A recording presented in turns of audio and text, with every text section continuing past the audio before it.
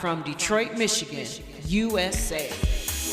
In My House, hosted by T. Carlita, where the true stories are told and great music is played. Welcome to another episode of the In My House Techno Music Show. I am your host, and once again, here we are, virtual out the house experience. This time, we leave in Detroit and we flying over to Texas.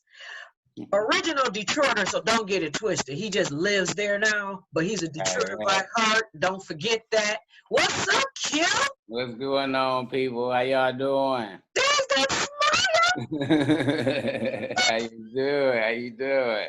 How you doing in COVID-19, man? Ooh, we trying to stay out the way. Just trying to stay safe and stay out the way. Yeah, that's all we can do. It's hot where you are, huh? Oh yeah, we breaking 100. We haven't got a break off 100 degrees in a couple of days. So how in the world? Okay, so for those of you that don't know, Q has been on the show before, and right. Just in case y'all didn't know, when T. Carlita was getting down on the ones and twos, them turntables that's right here, I brought them boys back to life for you, Q. I see them. They looking good. They got some character, man. Yeah. You had them perfectly marinated just right. Right. Okay. I see you got the Prince slip mats. Oh yeah. Yeah. Okay. Yep. And then the Rainbow Children album came with some too. So the purple ones I got when we went to the went to Pace Park, yeah. But this one came with the Rainbow Children album. Oh, those are dope. And the Rainbow Children album is clear. That's a t-shirt. No, right here. This is a slip mat. No, that's also a t-shirt. Absolutely. Yeah. Look at the businessman. You ain't left your Detroit hustle game. I'm seeing everything in a different. I'm like, huh? Right. No, I'm sure Rainbow Children is about to do something with that. So let's talk about the move, because so it's been a while. You've been on the show. We were actually in the first year. HPR, happy belated birthday. Yay. We sent you birthday love on Facebook. So it's yes, everybody did. Thank you. Yes. So how's it feel to be out of Detroit? You haven't been gone that long, so you haven't really had a chance to get used to it, and now you're stuck at home. How about that? Right. No, we've been, the first year was actually fun. We came down here and really met some interesting people. Mm-hmm. Ran into some people from Chicago, so they house heads, so that's pretty much that.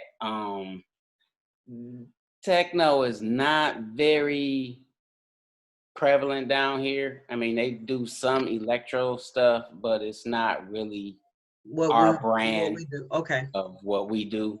Mm-hmm. But it's a good time nonetheless if you open to that type of repetition. Right. I would say, but barbecue is impeccable down here. They say that's where it's at. They cook a pig and a cow down here, but they primarily it's beef country down here. But good brisket to go a long way. So you got some the real brisket, right? Yeah, we got fat the first 6 months. We was not playing. we were not playing. It was like being on vacation, and then it's like, oh, wait a minute, we live here now. Exactly. Yeah. Wow. So what's the music scene like for you? Because I know that you like to get out and mingle and mix. What's it like for you there? How's the adjustment? Well, it's more live music down here. You know what I'm saying? With Texas being, like a live music territory, but they have a lot of Yeah, like just live cover bands. They have a Neo Soul Sundays down here that's really, really popular. Okay. They had to move it from Blue Martini to a larger concert venue just for like a Sunday afternoon. So the bands that perform there are really, really good. Some original material, mostly cover stuff, but for DJing, there's a club called It'll Do. We've been we've been trying to get over there. We've been kind of sporadically falling in and out of a few clubs, hanging out with the Chicago people. You kind of get your little house fix, but it's not our brand. It's still different. It's still different. Exactly. I haven't, not to say, because intimate venues, I think it is in Austin. Nigel One is in Austin. I've been kind of linking up with him back and forth because his job brings him to Dallas periodically. So me and him kind of get together and vibe, and he knows a little bit more about the scene than I do. So every time he comes up, he'll show me one venue, another party. I'll meet another DJ. So it's kind of spider webbing my way through to find our brand. What you need. Okay. Exactly. That's what I was going to ask you. How are you, like, when you were here, you could go to a club, you could play, or even if you go to a club and you're not on, hey, come on, man, get on, So, I actually enjoy the spidering through, webbing through. Okay. Because I get to see it from a spectator's viewpoint again. You know what I'm saying? Whereas before, I knew all the popular DJs, so it was, you know what I'm saying, hey, how you doing? You give them their pound, let them do their thing, but they want to see what you can do. You know what I'm saying? No, like some nights you just want to come out and enjoy the evening. You know, so sometimes I just want to be a spectator. I love my fellow DJs, and I really support everybody and what they do, how they do it. But sometimes it's okay to not get on the decks. You know what I'm saying? Just kind of chill with your boo or chill with whoever you with. You know what I'm saying? And I'm finding fun in that. So, you know what I'm saying? Of course, the wife is the ultimate critic. So anybody that's on the decks, it's like, is the transition's not right, she's on you. I don't have to say anything. Oops. You know what I'm saying? And it's usually the women. The wife that's of a really DJ. Hard. You know what I'm saying? I mean, guys are harder on. Yeah, guys are harder on their fellow DJs. Yeah. The music aficionados are y'all. Yeah. Y'all are. It's not right.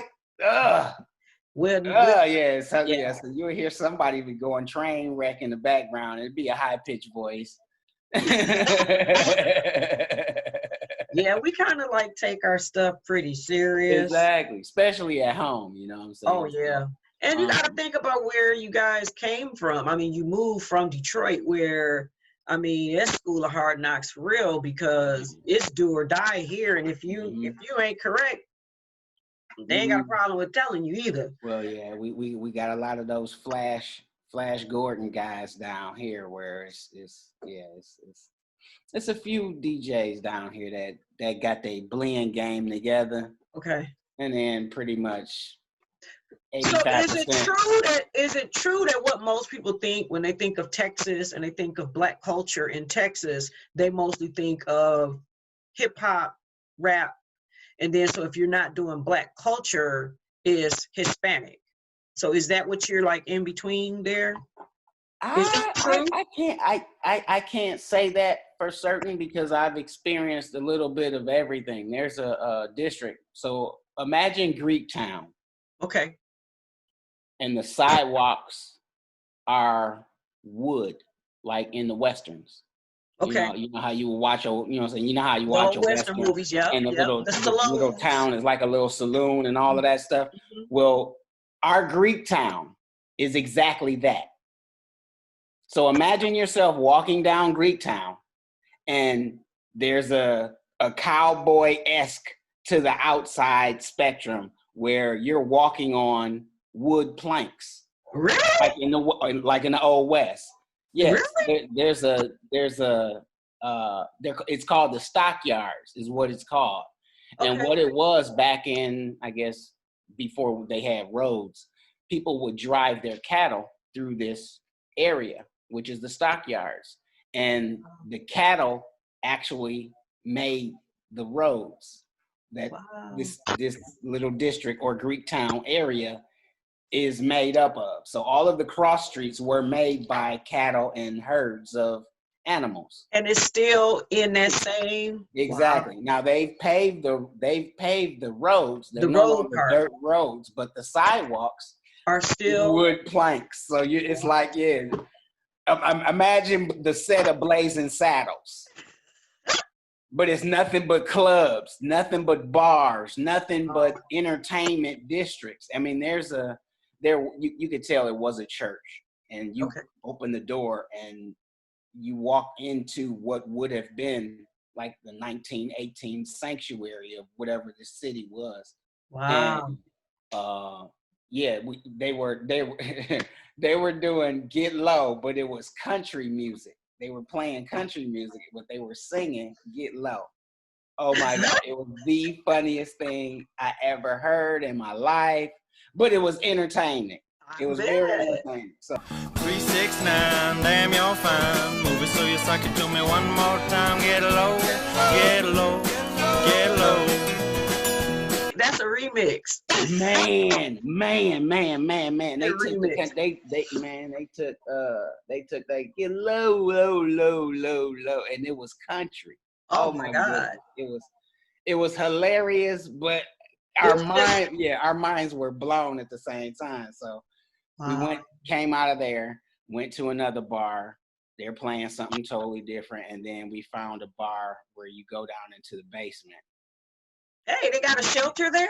Yeah, they had a DJ down in there, and it was pretty much like it was pretty much like the shelter. You go downstairs, and you just felt like you were in some underground.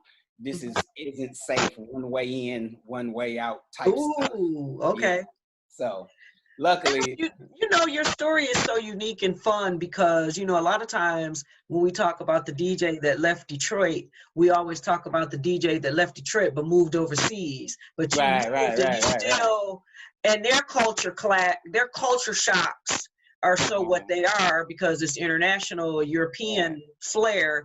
But you're right here in the United States. I'm right here in the United States, and it's just so different. It's still funny to see the different genre classifications in regards to dance music. So what they consider, I would say EDM. That's what they consider it down here. So this is that high energy. Okay.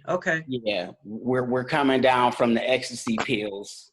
That type of energy. We're not doing the E pills, but we're on that same level. That same level, right? Yeah. So it's that type of energy and that type of dance music. I don't necessarily call that house or techno. But it's straight up dance music. It's energy. It's straight up energetic. Energy. But then too, you can run into some soulful energies down here. There's a club called Sandaga, and every time we've gone there, it's been a soulful vibe energy, be it R&B, house music. The Chicago people kind of bring the house over there. Okay. Detroit, we don't necessarily have a unified representation down here. It's a lot of us doing a lot of different things down here. So Detroit hasn't collectively come together and organized as a unit yet. So, we still out for self. We still at home. You know what I'm saying? But we down here with it. So it's good energy to see everybody trying because you want to see us make it. Right. However it is, be it However it is, right. collectively doing it or you doing your own thing over there. I want to see you make it, but right. Well, I knew you was gonna navigate your way through and find you somewhere to hang out. yeah. So I've kind of been hanging out with the Chicago people because they drink in house like they drink in house like they at home. Okay, that's awesome. So what's happening with your online shows and things? Do you still are you still doing that, or you just kind of we're still doing the Quest London shows on Tuesdays. That's Techno on Tuesdays. Didn't you get into some jazz? Well, we don't. Yeah, we no longer. The following just didn't catch that too well, did it? I couldn't. Yeah, it was only so much I could do. So it's. I mean, I would imagine it's. They're moderately successful. I got you. Yeah. I still have my gospel show on Saturdays. Right. On gospelgrind.com.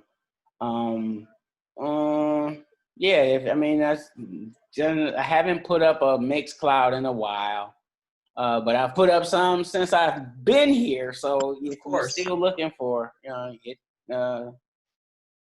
Q Morgan, on Mixcloud. That's pretty much it. I'm jumping off into some other things right now, so I just trying to find my niche down here because are you making records? Are you getting ready to produce music? I've been playing with it. It's not as easy as people make it sound. I'm just gonna make a record. No, it's really not. I mean, you can put some sounds together, but it actually has to have some structure and move. It has to go somewhere as opposed to just being a loop. You know what I'm saying? Right. I've been kind of playing around with some orchestrations and some melodies and things of that nature. So we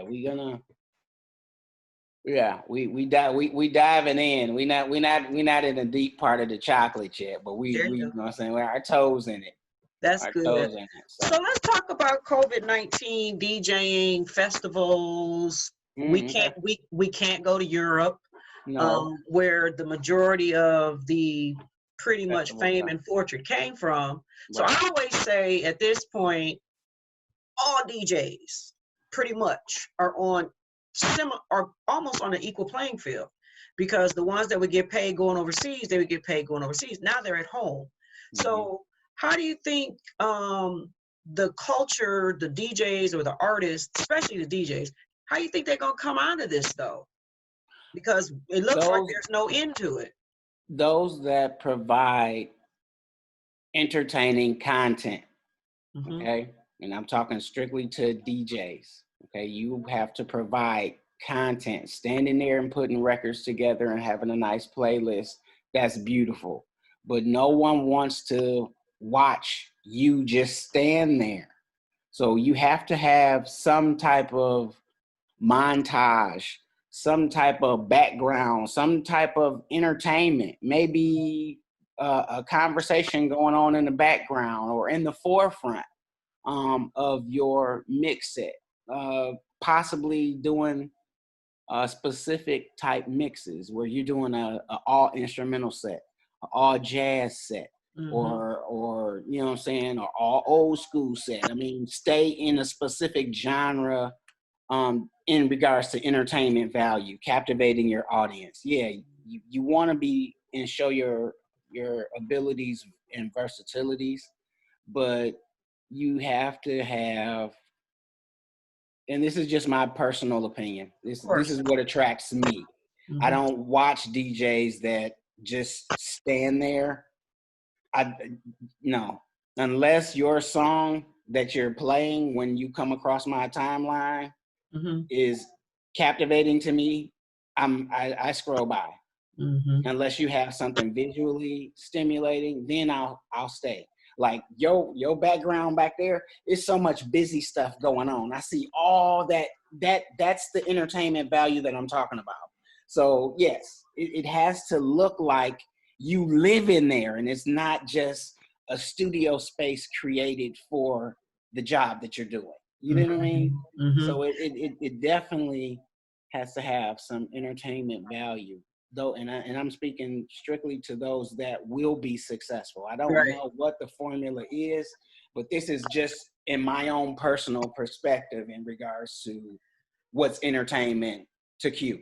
The one, I mean? Right. And Tina, you could have a different entertainment value as well. Right. The next person can have their own entertainment value, but we have something in common in regards to all three of us, or however many of us, that actually stop and listen and view that video and give you that check, or give you that like, or give you that comment. Right. So it has to, you know, I mean, of course you have your trolls that just want to be entertaining, and that's a different type of entertainment in itself.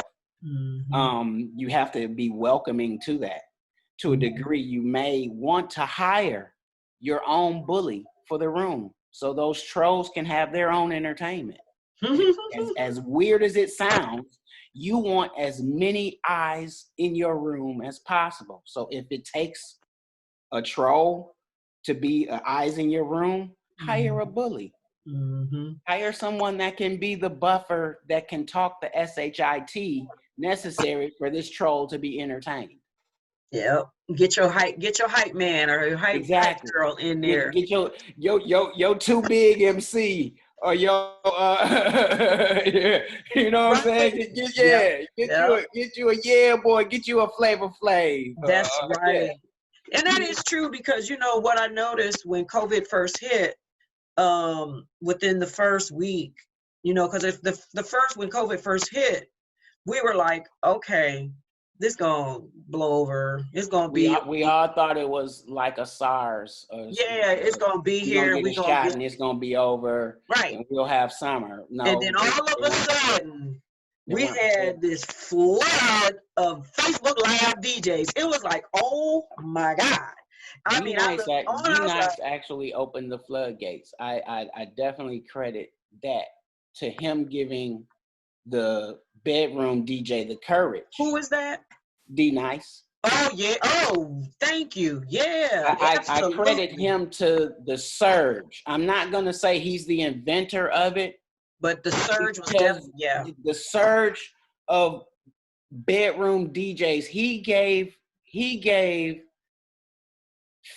Sergey or Jacques in a bedroom, the high school kid. He got T. Carlita, because I even pulled out some. Thank you. Exactly. And all you were doing was displaying the record collection that you've accumulated, and you were sharing it with the world.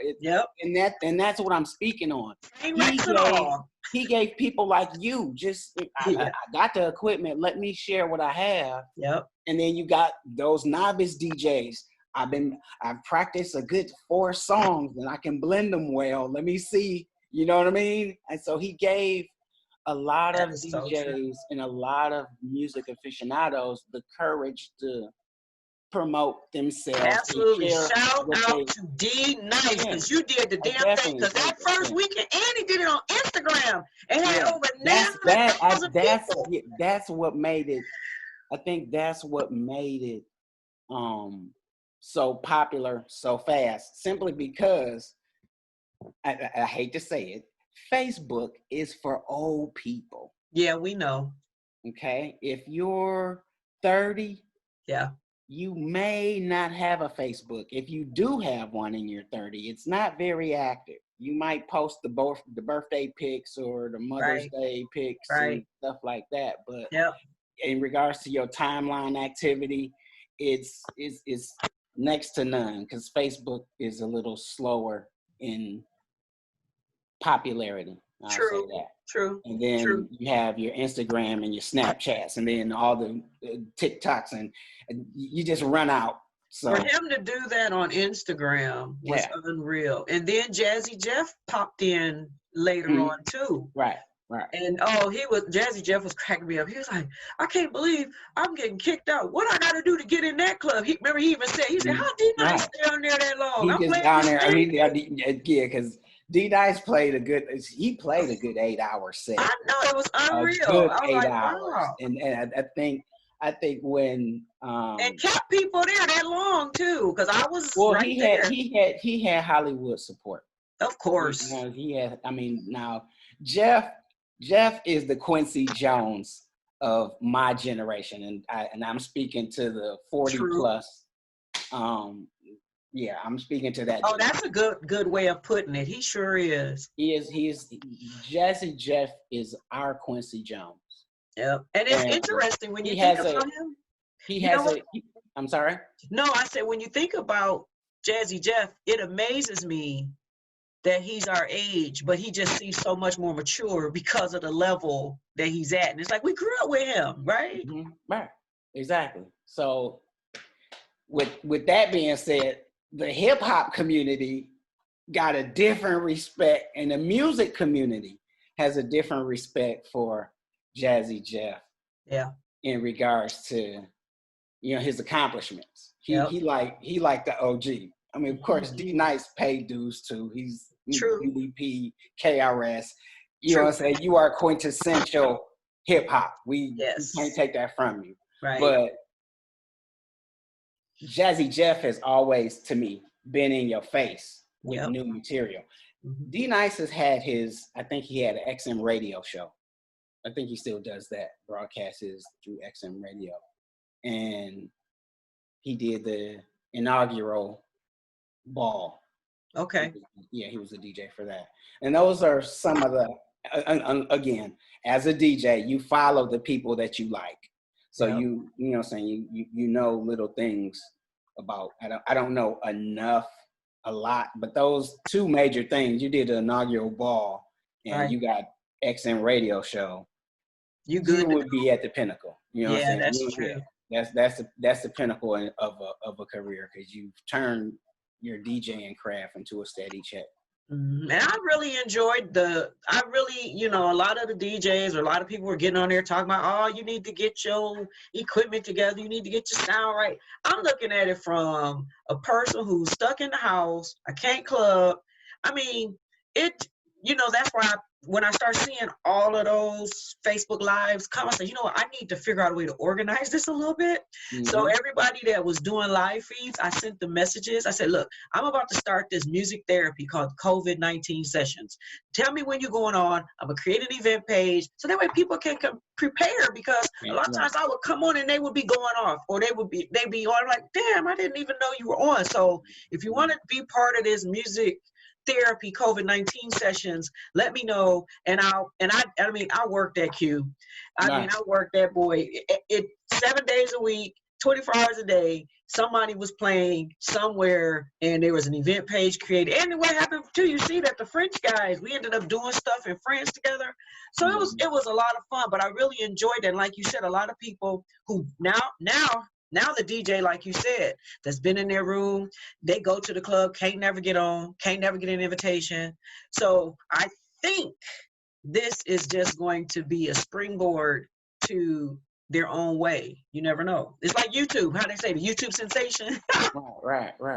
Well, I mean, I think, like I said, again, the person that is successful has the content that will help him monetize what he's doing. It's not just a live video on Facebook anymore. You got to figure out a way to turn this into your livelihood. Everybody has that job that you use to pay your bills. Yep. And the DJing was always the hustle.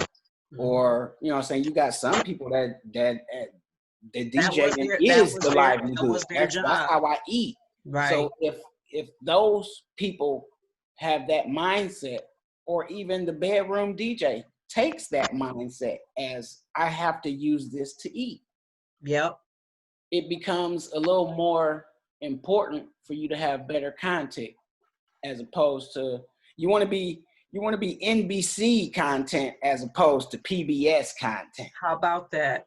You know what I'm saying? But content is content nonetheless. So again, my advice to the bedroom DJ, because I really want to see everybody win.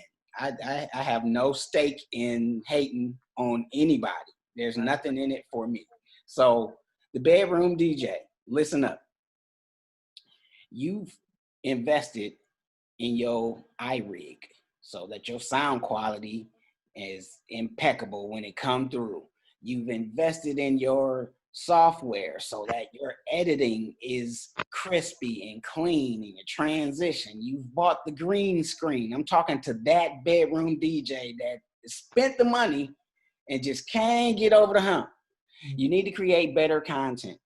You have to create better content. Don't just stand there and DJ drum and bass for 30 minutes. You have to show versatility in your stylings. I mean, you might have the genre that you are proficient in. You could have that genre that you're good at. Don't just isolate yourself to that one genre. You have to show a versatility or willingness to be versatile. You can only burn out your friends so long. Family and friends will only watch for so many views. So you have to create content, be it movie clips from Fail Army, blooper reels. I mean, there has to be some type of entertainment montage to get away from you standing behind the decks or standing in front of the decks or wherever you're standing, but there has to be something. DJs that stand behind the decks, do a little bit more than the fist bump moving around. Do a little bit more than that. They want to see you dance as if you were at the club. Dance as if nobody's watching is one piece of advice that I could give. Yeah, content. Wow. Hire a bully. You're going to get trolls. You're going to get haters. You're going to get people that just don't want to see you succeed. They're going to be negative. You want someone with a tennis racket to swat them in the face every time they post something on your timeline while you're DJing. Hire some teams. If you have a graphic designer friend, outsource some of these resources. If you don't do them yourself, bartering is definitely paramount right now, because you have to figure out a way to turn it into money. Everybody has a hustle. You got a graphic designer friend. That's his hustle. You're the DJ.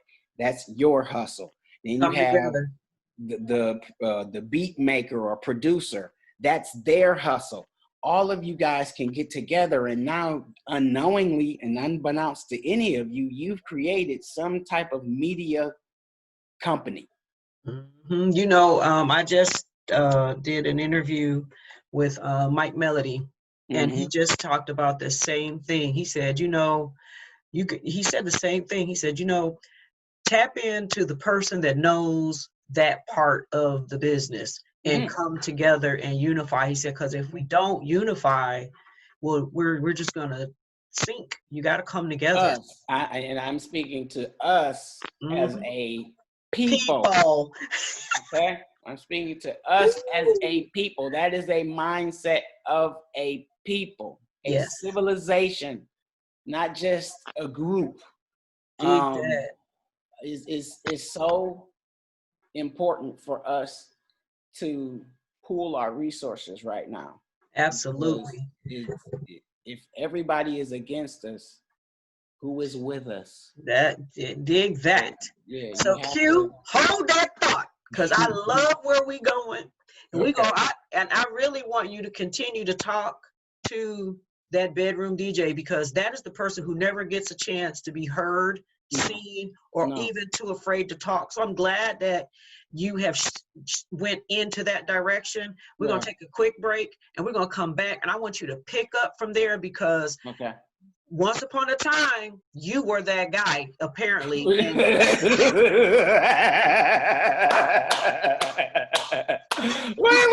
I'm still that guy. I am still that guy. I'm still that guy. Yes. So we're going to come right back, and you're going to keep talking to that person who truly needs to hear this. So this is T. Carlita with Q. We'll be right back. And he is going to continue to shed some light on getting it done. We'll be right back. You are In My House, hosted by T. Carlito, where the true stories are told and great music is played. It's amazing how people can come together by spending time apart. Quest Diagnostics thanks you for doing your part to stop the spread of the coronavirus through social distancing and proper hygiene. At Quest, we're doing our part by establishing COVID-19 lab testing capabilities across the country to better serve our communities and healthcare providers. If you suspect you had COVID-19, talk to a healthcare provider. And let's keep doing our part so we can all come back together stronger than ever. We're back. And Q, I really appreciate you talking to that underdog, talking to that person, that DJ that is afraid, or like, you know, they look at this big hierarchy of DJs, but like I said, everybody on the same playing field right now. Everybody trying to figure out how they gonna pay their bills, because even the big time, quote unquote, I'll put big time because that the society categorizes them to that, but we all know everybody is everybody, right? Right. So everybody's not on the D Nice level, Jeff Mills, Jazzy Jeff, or they don't have this catalog. And even at this point, think about this, Q. How about this?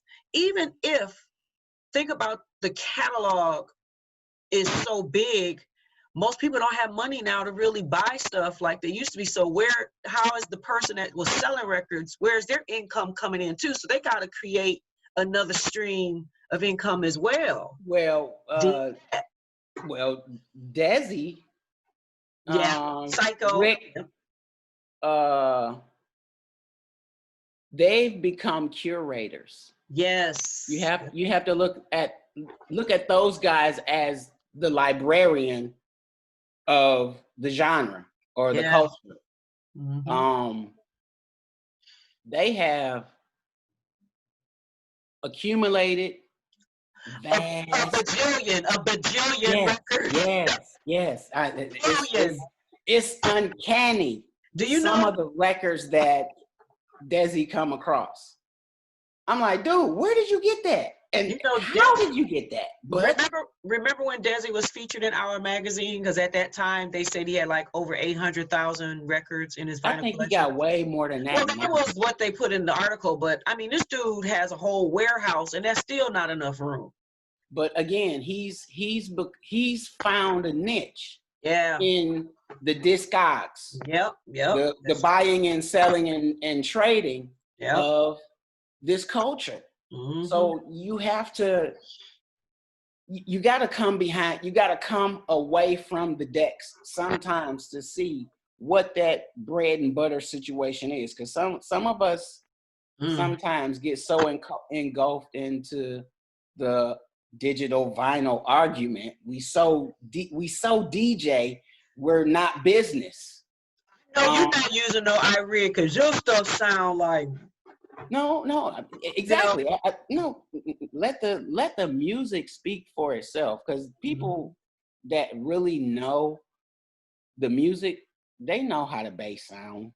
They know, you know, and the average listener like me could care less, because most of the time I'm not watching the screen anyway, because I know that such and such and so is on, and I need to wash dishes, right? And look, I need to wash dishes, so it's my working music, and it's on. I need some soulful noise in the house. So those effects, tweaks, and stuff that you're doing, that's the only reason you got the iRig, so people can hear that. You know what I'm saying? I mean, and you're doing that for other DJs. Technically, I mean, the average person don't even have a sound bar on their television. So you using a regular TV, came with the television speaker. And we all know what that sounds like when you put it on 54. Thank you. You know, and you got to put it on 54 if you have company over. If it's not Netflix and chill time, it's got to be on 54. You and grandma. You know, when the girls is over, you cannot have it down low unless they sleep. I won't even hear it. I won't even hear it. That's hilarious. So the person that bought the iRig and the person that, you know what I'm saying, has upgraded and got the green screen, I applaud you for making the investment. Now you need to turn that into a monetary value. It has to pay for itself. Otherwise, you just bought some stuff and a year later, you're going to be on to the next thing.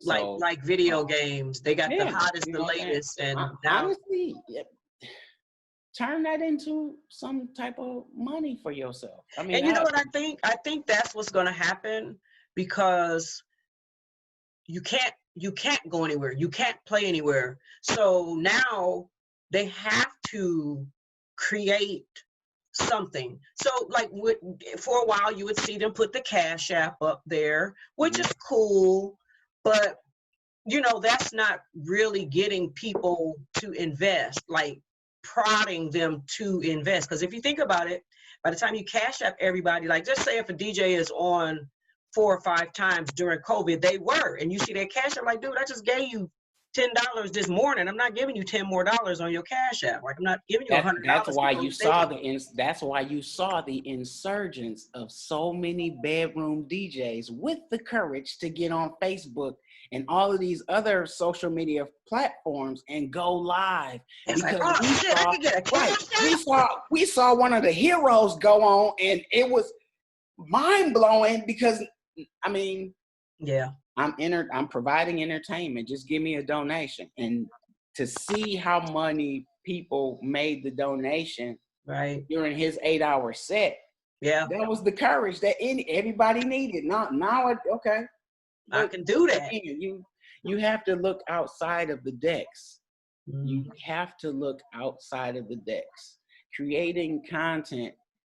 You're a DJ, so mixing is your forte. Sometimes, and many times, you have to create the mix or the soundtrack for the visual experience. Think of a movie film score. When you're watching the action sequences and things of that nature, that music has nothing to do with the actual rhythm soundtrack that you can buy in the store. So the Love Jones soundtrack that you bought in the store, or the Above the Rim soundtrack that you bought in the store, is not the soundtrack that you saw in the movie. Be the soundtrack for the movie. Don't just create a mix and stand there. You have to, if not only go to, they have license-free videos that you can use where it would be like a hovering over an ocean, or a hovering over a luxury house, or a montage of different just free videos. Make a mix and let that be the segment to get away from you standing behind the decks. I mean, I don't want to create the video for you, but I'm just saying there are free ways for you to create better content. Stand on a freeway overpass and 20-minute loop at nighttime. Catch all of those lights in real time. And then you can speed it up. You can slow it down. Now you bought the editing software. I'm speaking to the green screen guy. It's time for them to get creative. And what this is going to do, it is teaching. It'll put you in a place where you have no choice. You really don't have a choice if you really want to take this thing serious. Because that bedroom DJ can turn it out if they really learn. That bedroom DJ is going to be the creator of other content. The bedroom DJ that's going to be successful, he's going to be the one to branch out and say, hey, I've gotten with this person that's interested in Japanime.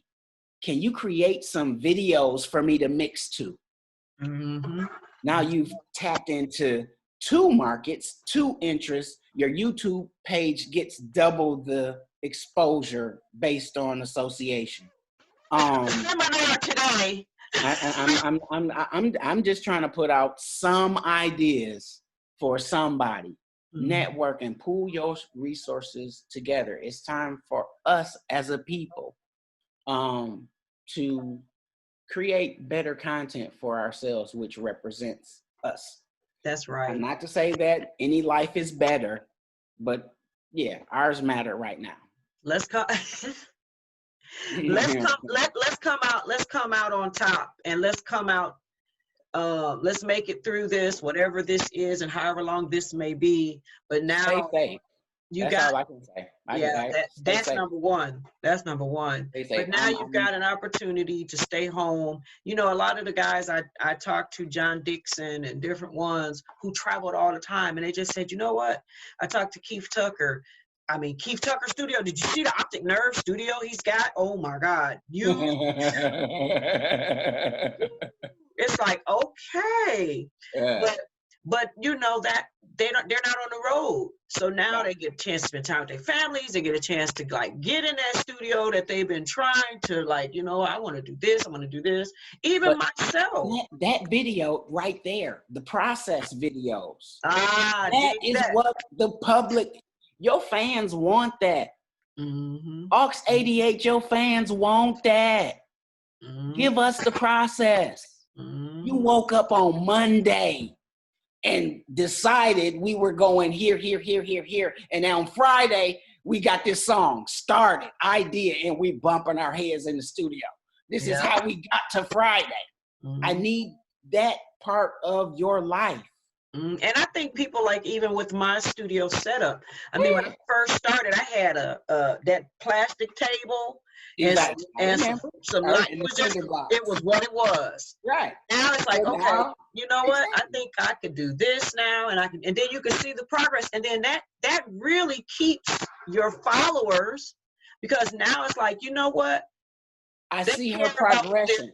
I see when everyone wants to say, and I hate to say this and sound so cliche, everyone loves to say, I remember when she. Yep. I remember when she had. Yep. Girl, 3 years ago, it used to be. Everyone loves to bask in that. Think about when the last time you were on the show, Q. I was down at HPR in a studio that was not mine. They had a green screen that they didn't even know how to use. We just there.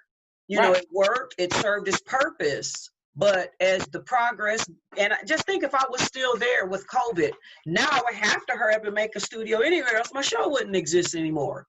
And I'm about to be 7 years in January. So that was just preparation for what you needed today. You better believe it, because I learned sound the hard way. God don't set you up for failure. He don't. On no circumstances and no front. You will and never. He don't bless no mess. That's what my mommy said. He don't bless no mess. Exactly. So understand that transition that you had to go through 7 years ago was only the preparation for today. And today's conversation that we're having right now is only somebody's preparation for 3 years from now. So anybody that's listening to this today, soak it in. I really hope that I gave you some inkling of an idea, some way to turn this DJing culture and thing that we love is music. It's universal. You can take it anywhere and box it up and sell it. I don't care. You don't have to speak the language. Play the music. Play the music. Play the music. Play the music. The language barrier will be worked all the way out. Just play the music. Yep. And it don't matter what you play it on. Doesn't matter what you play it with. Right. Just make sure it's good. It's good. That's number one. Yeah. We'll give you a pass even if you try it. And you know what else? Here's the other thing, Q. Be honest. And I always use myself as an example. When I come on, when I start, everybody knows that I don't know certain things. And I'll tell you, I don't know what the hell I'm doing, but y'all work with me. I'm going to do my best. And I know that I haven't DJ'd in, it's been so long. Last time I DJ'd, Push It was out. And I was doing hip hop stuff, okay? MC Hammer. That's the last time I even had 2 turntables and some crates of records. You know, the Boys was out. Remember the Boys? Down my heart. That was my little sister's boyfriend group. that was her little boyfriend group. She swore up and down she was gonna meet them boys. It's over here in the vinyl collection. She still got her 12-inch. She got the Dial My Heart 12-inch, and then they had what was that other song after Dial My Heart? I can't remember. It's Dial My Heart was blue. This is my Motown stash right here. Yeah. I got that 12-inch right here. Tell her she can't have it. She got her own. No. But, you know, it's just, I just want people, and everything you said, I swear, and I appreciate this being honest, and this is like a great seminar conversation. That's why I tell people, don't stop saying interview with me. We just kicking it. We just chit-chat. And the thing is, I want people, as you said, take what you have, do the best with what you've got, but I'm going to add an extra caveat in there. Be honest, because we know when you're not. Don't write no checks that's ASK cash. Just tell the truth, and it lasts you. And you know what? People will even come, and I know through this time that I've been on this show, because of being honest. And you know for a fact, Q, you are the ultimate start from nothing and come up with something guy. Right. Because you're honest. Right. And people will pitch in and say, dude, let me help you out. Okay, let me show you how to do this. Or you know what, better yet, you focus on that because you're really good at that. Let me handle this part. Let me handle this over here. And I had a lot of love in that regard when I decided to jump into the Detroit scene. Everybody, I think, well, I think I'm a different story because I'm a hip hop prodigy. I was born in hip hop. You know what I'm saying? But then too, I was my adolescence is techno. Dig that, right? I mean, that's what we knew. If you can relate to a I can a culture, you know what I'm saying? I was born. I'm a hip hop baby. You know what I mean? But then too, I got wind of this underground stuff that we was doing locally. Like what? We can go to Speakeasy after hours. I'm talking about 2:30 in the morning joints. What? We not leaving till 7 joints. You must have hung out at the Red Door a few times or City Club and all that. Yeah. I mean, again, when techno was coming into its heyday, I was still like 12. Okay. So I'm discovering, and I'm 12. I'm a hip hop kid. So imagine, I'm saying 87. Yeah, 87. I'm 12. Hold on, let's take a break. Okay. Gotta take one more break. Okay. Now that we done did the seminar, let's talk about Q. We're gonna pick up from 12. We're gonna pick up from the hip hop kid. Right. And the streets of techno just took over his soul. Whoa, how about that? So we'll be right back. Let's go pay this bill right quick. But I'm telling you, we're going to come right back after this one quick break. This is T. Carlita with my man Q. He down there in Texas. I'm down here in the D. We're doing this virtual out-the-house experience. Stay safe. He got his chill going on. Hey, look, let's remember, wear those masks. If you got to go out, please, please, please, please, please. Because if you ain't taking care of yourself, we need you to take care of somebody else. That mask is important. We'll be right back. You are in my house, hosted by T. Carlita, where the true stories are told and great music is played. It's amazing how people can come together by spending time apart. Quest Diagnostics thanks you for doing your part to stop the spread of the coronavirus through social distancing and proper hygiene. At Quest, we're doing our part by establishing COVID-19 lab testing capabilities across the country to better serve our communities and healthcare providers. If you suspect you had COVID-19, talk to a healthcare provider. And let's keep doing our part so we can all come back together stronger than ever. So let's go back to the 12-year-old kid that's this hip-hop head, and then the streets of Detroit sound just kind of hot? Let's go there. Go ahead. Finish up. Okay, so let's put you in the mindset. 1987. If you was in Detroit, you knew what was going on. Crack epidemic, Pony Down, YBI. That whole little faction is going on. You got the top tens in the you know what I'm saying, the hats. You know what I'm saying? That's going on. But hip hop is going on. So 87 is Run DMC, Sucker MCs. You know what I'm saying? Breaker Boys. Just got to Detroit. You know what I'm saying? Popular wise, where it's not a nuisance anymore. It's actually acceptable street performing. Fresh Fest at Kobo. Just to give you a mindset of what's going on. I got introduced to Dwayne the Mix Bradley, one of my older cousins, because I was the basement family DJ. My cousin had the equipment and he was out doing the stuff. But my practice sessions gave him what the younger kids were listening to, so he could take the stuff that I was doing out to the club and see if it worked. Well, him and Dwayne, buddy, I get introduction through that portal. Dwayne kind of groomed me in regards to how to mix. You know what I'm saying? You're doing too much. All that scratching ain't necessary. People just want to hear the music. And when I understood exactly how the buying public, not just fellow DJs, because, and I'm speaking, I'm still speaking to the bedroom guy. You know, scratching is cool, but a whole lot of scratching is not necessary. Unless you in a battle competition. Exactly. Unless you in a battle, we don't. That's good enough. You know what I'm saying? Give us the blend. You know what I'm saying?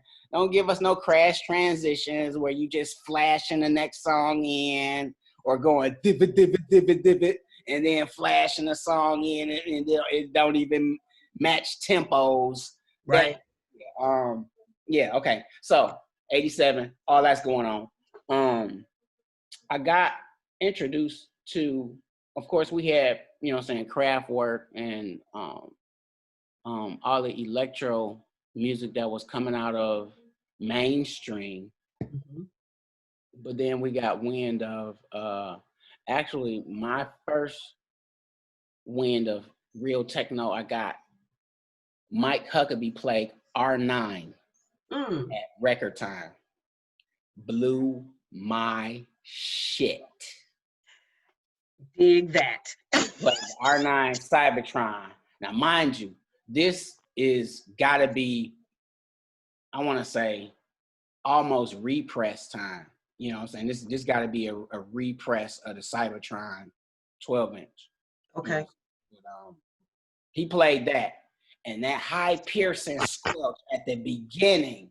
I don't know what it was about that caught my attention. Because mind you, because the 12-inch room was pretty much the hip hop room and the techno room at the old record time. They shared spaces unless you were like going to get albums. But the 12-inch room was hip hop and techno. Okay. So I'm looking for rap records. I'm looking for, you know what I'm saying, BDP, KRS-One, you know what I'm saying? I'm looking for all of that stuff. And he put that R9 on, and I was like, what is that? And he just, you know what I'm saying, then the beat came in. I'm like, ooh. And, you know what I'm saying, it was just, from then on, Mike Huckabee became my sensei, in a sense. Every time I went up to the record store. So I'm buying records with my big cousin because my big cousin introduces me to Record Time. I didn't know that there was an actual store that DJs could go to get what they particularly, because in my neighborhood, we had Wonder Love, which was on Grand River and Greenfield, or you had Aspen, which is on 7 Mile, Wyoming area. And these were the big record stores. kind of like it was our neighborhood harmony house. Exactly. Yep. Neighborhood harmony house. So you really didn't get the underground stuff unless those underground guys came to that store. Well, on the east side, there was a store that all the underground guys knew that they could get their shit off in. I don't care. I don't care what you made in your basement. If you found somebody to press it up and turn it into a vinyl acetate or a vinyl plate, you got a record store where you could just drop it off and let the dice roll. There you go. So we get into record time, and long story short, Dwayne in the mix finds out that I'm going to this record store. And then, of course, I'm shopping and digging crates with him. Now I'm getting an understanding and a tutoring in old house music, old pre-techno, because y'all called it progressive. I think that's what the term. Yeah, they called it progressive. That's right. Progressive before it got the actual name house music. So, and again, this is a 12-year-old kid getting this type of tutoring. Wow. And I would say in a year and a half span of time. So I'm getting introduced to these people based on me going over my cousin's house on the weekend and playing on his stuff when he's not playing on his stuff. Buying a couple of records. I got to the point where I used to get like a $5 allowance. And at record time, you could get records for a quarter. You was cashing all your little money in. If you sat on the floor, those bins underneath the actual record bin that you standing on digging crates, there were bins on the floor. Those crates were always usually a quarter. So I'm sitting on the floor because I only got $5 for the allowance. Unless I didn't buy some snacks or go to the movie for 2 weeks, now I got $10. Ooh-wee. So God forbid a birthday come, I'm in that boy balling. So at record time, the records were a quarter. So again, Dwayne gets wind of what I'm doing, and he just basically kind of teaches me what labels are staple labels, like Underground Goodies was a label that he would always say, you know what I'm saying, I don't care what come out of there, or Tracks. Now Tracks, he said that he had that, but I beg to differ. I got some whack Tracks. Yeah, I do too. Yeah, so he gave me label knowledge. He gave me the liner note tutelage without the liner notes. You know what I mean? He gave me the history of Cashmere. He gave me the JM Silk used to be, you know what I'm saying, a 10 City Boy used to be this dude, and you know what I'm saying, I'm talking about, he gave me the producer's history, like he started out producing, you know what I'm saying. So with that being said, at 12 years old, we get into a digital age. So I'm taking that knowledge that I was given at 12 and digitizing it. So I'm digitally chronicling all of the music that I was taught, because I lost a lot of music over the course of a DJ's career. That goes with the course. Yeah, for the course. You move, girlfriends, burn stuff, stole records. DJ that came behind you, stole it. Stole your song. They stole it. Yep. Somebody came in and stole a whole crate because they was helping you do a party. And okay. Oh, dog, I thought that was mine. No, that ain't. You knew that wasn't yours. Don't nobody carry no fluorescent orange milk crates. Oops. Oh, you had them color-coded like that, kid? Yeah. So no, because Borden delivered and the school gets a special milk crate. And I went to my old school, Dawson Elementary School, Craft, what up, though? went to my old elementary, and I got milk crates from them. Like, okay. She was like, and the lunch lady that was working there when I was going to school there was still working there when I decided, you know what I'm saying? Okay, I got enough records and I want to do this DJ thing. So I'm got to be like 16, 17 at the time. Wow. I want to stand out. You could go to any grocery store, behind that grocery store, you can still do this. And get them crates. Get them milk crates. They get money for returning those milk crates. I remember that. So much. Yeah, it's not so much that they gonna miss 2 or 3 a week, you know what I'm saying, going. So while you trying to get your crate together. So I went through that tutoring, and now I'm digitizing the history. You know what I'm saying? All of the stuff that I remember. And it's funny, I'm realizing the shelf life of this music culture that we have. Yeah. It's stuff that I'm still finding new. I'm talking about like 90s house. True. Some 80s progressive tunes. But don't you think that the reacquaintancing with this music back in the day, it all has a whole new value to it. It all has a new listening ear to it because of the experiences and life's past that you lived, and now you're hearing this song again. You're like, damn, I didn't hear that horn in there. Where'd that horn come from? it's a memory so associated to that particular song, be it a song that you're familiar with or a song that you haven't heard in a while. When you hear that again, that memory is automatically triggered. I don't care if you was at a roller skating rink when you first heard it. You was in your car with your boyfriend when you first heard it. That memory is triggered instantly. The moment you hear it, it's like in real time. It's like dog. So, and the beautiful part about vinyl that I still love to this day is, you know, back then, and now they're doing it. Now they're, you know, more and more vinyl is being pressed again today. The versions. It's just like, I just bought a version. I bought a Lucy Pearl, my favorite. Dance Tonight. So, you know, you hear the regular Dance Tonight one, but the other day when I got the vinyl B-side, you got okay.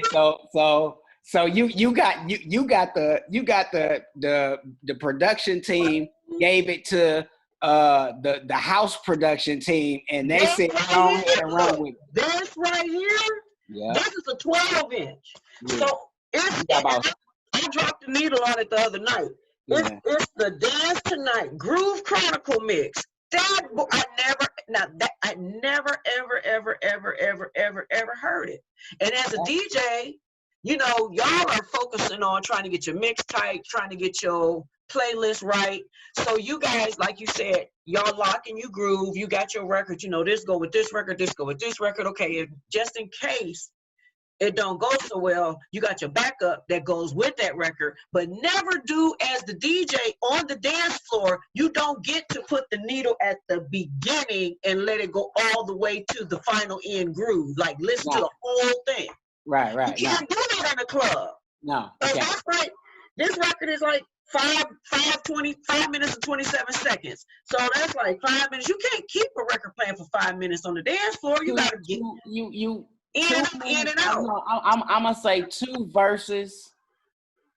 Yeah, 2 verses, 2 choruses. That would be the average attention span. Now, house, you might be able to get away with it. It depends, though. It depends. It really depends on what it is. You can't play a repetitious track. I don't care what she's singing about or what he's singing about. If the track is repetitious, you can't play that whole song. And a lot of the intros is too long. You be on the dance floor like, damn. And the person dancing is like, what the hook? Remember that the rap, where the hook gonna be? Yeah, exactly. Can we get some transition here? Yeah, exactly. So I think the average attention span is about, on a song, it used to be 3 minutes. Now it's not even that anymore. Not with the development of cell phone technology. 2 minutes might be too much. Yep. You know what I'm saying? Unless you're doing some major transition, if you're doing some soulquarian type stuff, some That's you know different. what I'm saying, some jazzy. That now soulquarian type of audience is different because they mellow, chill. Right. They got their little cocktails, their little yin and yang going on. That can be done so many different ways on the dance floor. Right. I guess the neo soul thing works well for us. Yeah, true. But because we're rhythmic people naturally anyway. So the groove is groove is our DNA. Yeah, we running out. They selling our stuff away. It's I know. Stop giving it away. I mean, you're giving it away.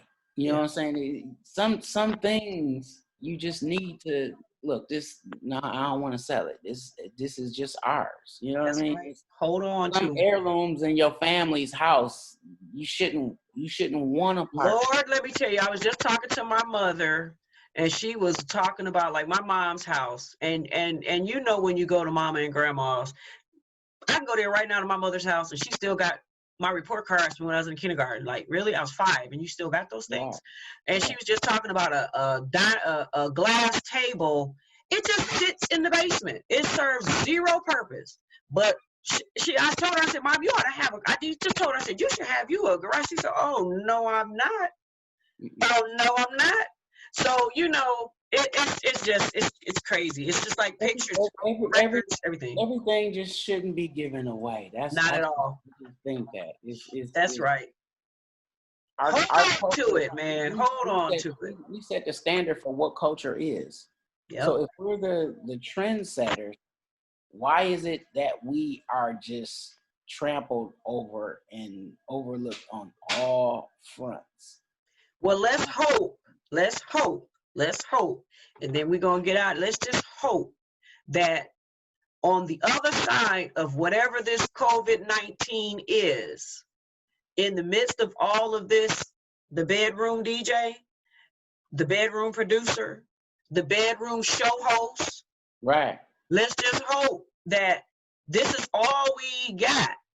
Let's create something, like you said, that has value, that has entertainment, that has some attention span, and something that's really going to captivate and keep your audience. And that's the most important thing. Content.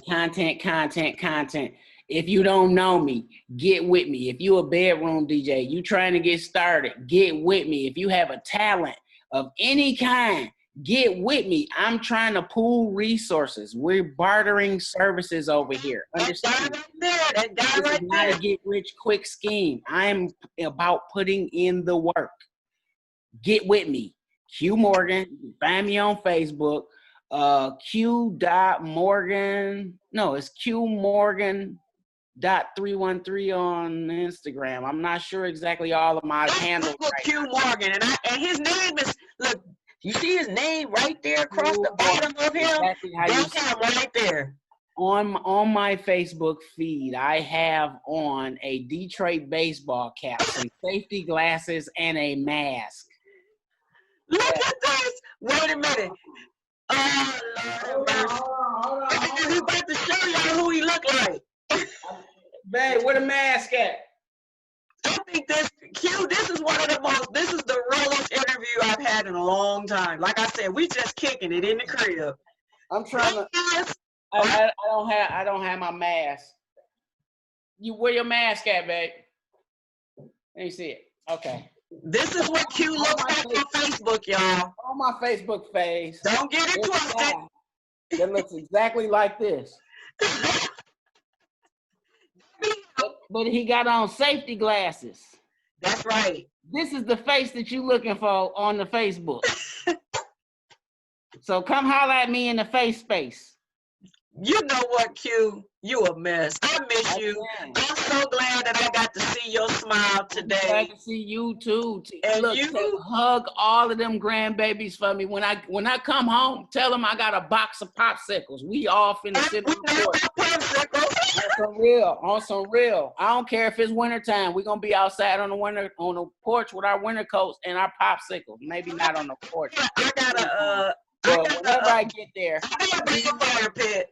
me and the grandbabies gonna get popsicle wasted when I get down there. We're gonna get popsicle wasted. Tell them, be ready for it. Like you used to do. Exactly. I love you, Keisha. I love Miss Keisha. And I'm glad that y'all doing good. Y'all staying safe, and y'all definitely wear y'all mask. And you keep being the innovator and the motivator that you are, and who we love you to be. But keep that flame going. I just want to see us win. I don't care who wins. I just want to see some of us win. And the problem is, everybody want to see you win or be successful, but just not at the pace that they're moving. I don't want you to be successful as me as fast. No, let's get them away from that mindset. It's all about everybody. Like I said, I'm trying to pool resources. So if you have a talent, here comes the commercial again. I'm so serious. Right now, I'm messing with this T-shirt thing, and I'm about to take it to a different level. You know what I'm saying? So look out. You heard it here first. You heard it here first. I'm gonna go ahead and dabble in this T-shirt thing. I'm actually dabbling in this music thing. I'm putting more than just my toe in. There you go. So, all right, Q. I've been having sessions. Look at that. So look, we don't know what we're doing. We don't know what we're doing or where we're going with it yet, but we haven't sessions. Hey, but you gotta try. You gotta try somewhere. But look, you all have been officially an attendee of the Q Morgan Bedroom DJ Producer 101. Fake it till you make it course. Q, much love to you. Much love. And I'm looking for that T-shirt, but he already told y'all, look for that dude with the mask and the goggles on, because he's ready to work with you if you are ready to work with him. But I'm gonna put this part in there. Be serious when you approach him, because I'm gonna tell you, this is a no-nonsense guy.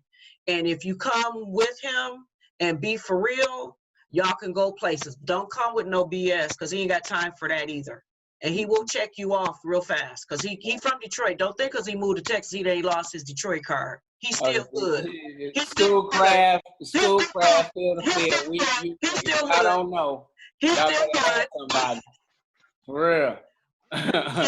This is T. Carlita and my buddy Q Morgan. And thank you for the turntables, man. I've been putting them to work. You're welcome, baby. You're welcome. No, I couldn't use them. I lost all my records. So I think it was so nice. I still remember that. Somebody who could use them. Yeah, they have served my family well. They have served my family well. And I just wanted them to go to a good home and to keep rotating, because once they stop rotating, dust getting on them. Well, they are not. Look, there is no dust forming on them at this house. Yeah.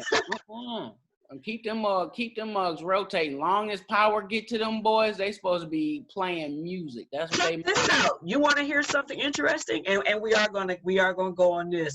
One of my twin sons, the ones in college, he even started buying vinyl. It was so funny. He bought his first Drake on vinyl. Now that's deep. He bought Drake on vinyl and brought it over here and said, "Mom, look what I bought." I said, "What? Drake on vinyl?" Drake on vinyl. He got 2 Drake records, 2 Drake albums on vinyl. Yes, and brought it over here, and we played Drake on vinyl. So vinyl ain't dead. The album or the 12-inch? No, the whole album. The very first Drake album. You know I don't know them songs. Okay. But yeah, he got 2 Drake albums. So the kids can buy vinyl. Are they he bought, you heard what I said. I said Drake.